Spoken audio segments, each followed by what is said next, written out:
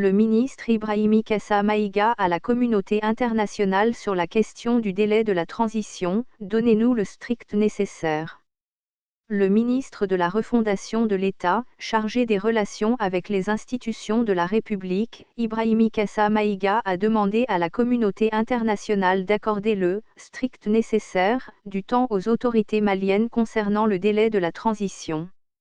Cela après avoir rappelé à la communauté internationale qu'elle a, elle aussi, prolongé le délai de la MINUSMA à plusieurs reprises. Les cléchis entre les autorités maliennes et la communauté internationale ne finissent pas. Après le Premier ministre, c'est le ministre de la Refondation qui a craché ces 4 vérités à la communauté internationale. Dans une vidéo de près de 2 minutes, le ministre Ibrahimi Kassa Maïga affirme avoir dénoncé le paradoxe de la communauté internationale sur le respect de la durée de la transition au Mali. Il a déploré que la communauté internationale soit exigeante sur le délai de 27 février 2022 pour la tenue de l'élection présidentielle. Elle doit pourtant, pour le ministre, comprendre les réalités du moment et respecter le planning des Maliens. Nous, on a dit qu'on est en train de faire des choses, et c'est le peuple malien qui dégagera son planning, a-t-il déclaré avant de déplorer le fait que la communauté internationale se soit opposée à cette option. Le paradoxe de la communauté internationale. La MINUSMA a été créée en 2013 pour une durée d'1 année avec comme objectif, aider le Mali à se stabiliser. Durant cette période de sa présence, la situation sécuritaire n'a guère amélioré.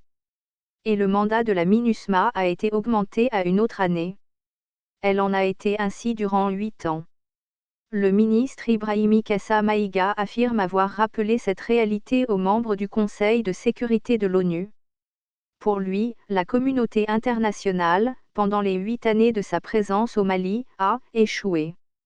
Elle doit donc, selon le ministre de la Refondation de l'État, respecter la volonté et le planning des Maliens pour la réussite de la transition et l'avènement d'un Mali nouveau.